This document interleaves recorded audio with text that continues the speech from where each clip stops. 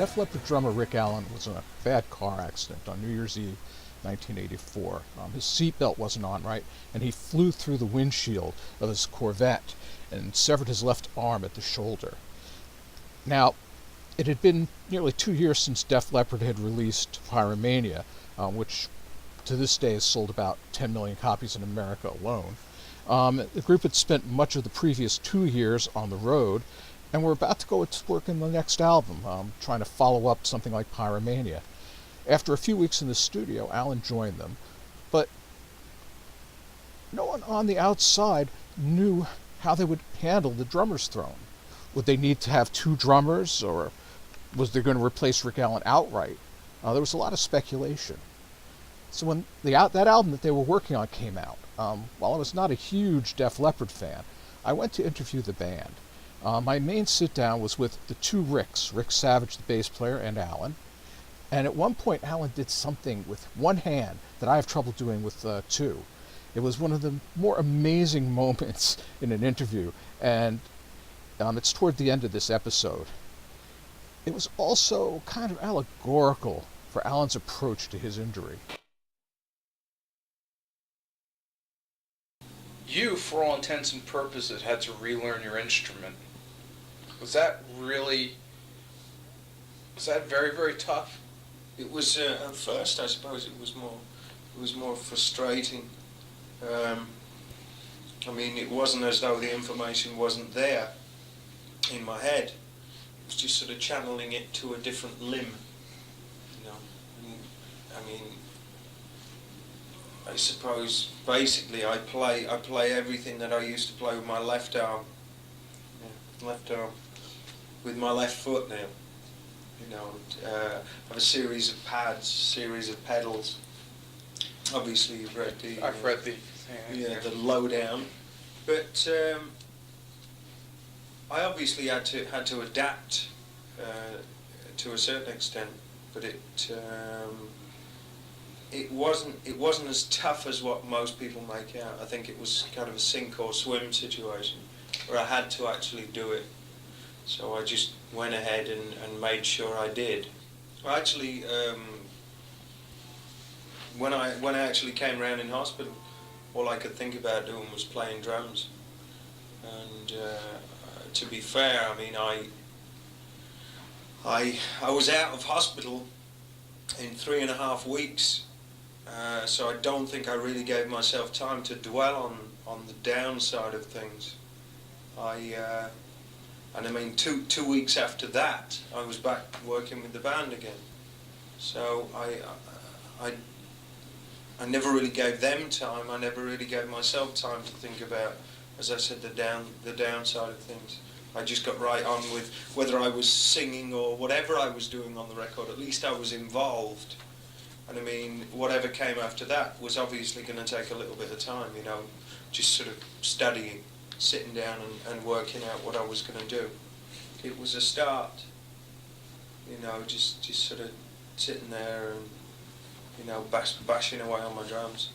But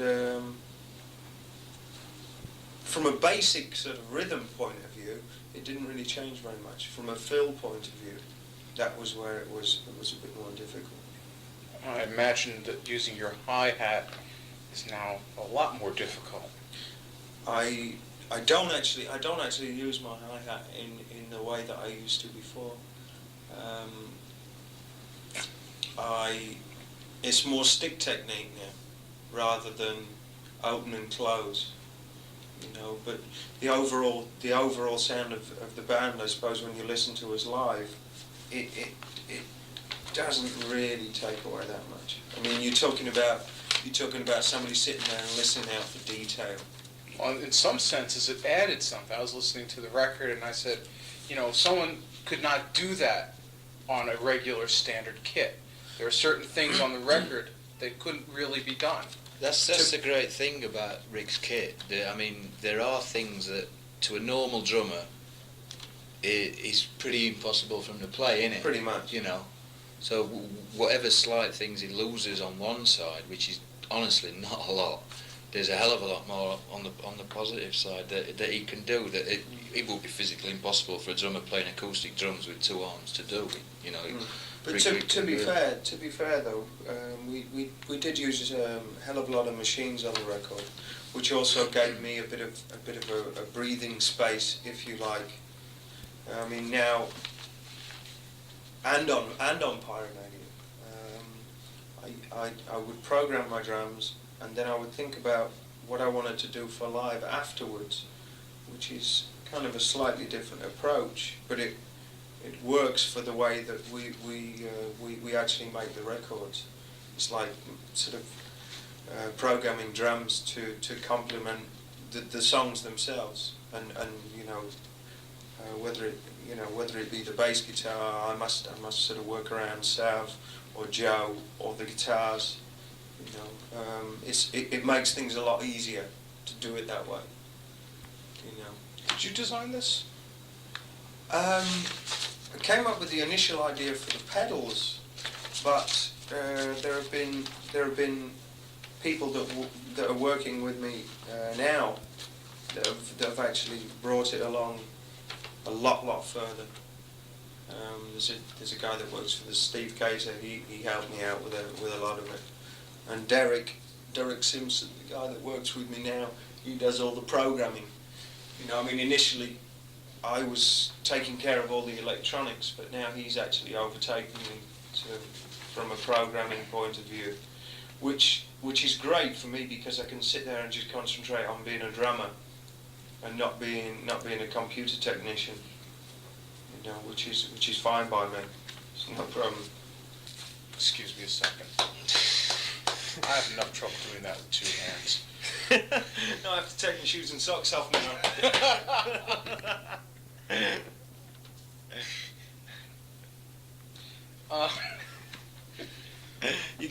Just for the tape here, in case I don't remember what that was all about, it is true. Rick Allen rolls his own. And smokes his own. I used to be a truck driver. That's impressive. Well, if you think that's impressive, you're going to see him play the fucking drums. I'm looking forward to it.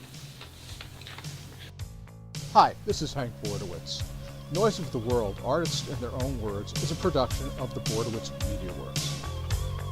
Today's episode was Rick Allen Can Do That With One Hand. Thank you for listening.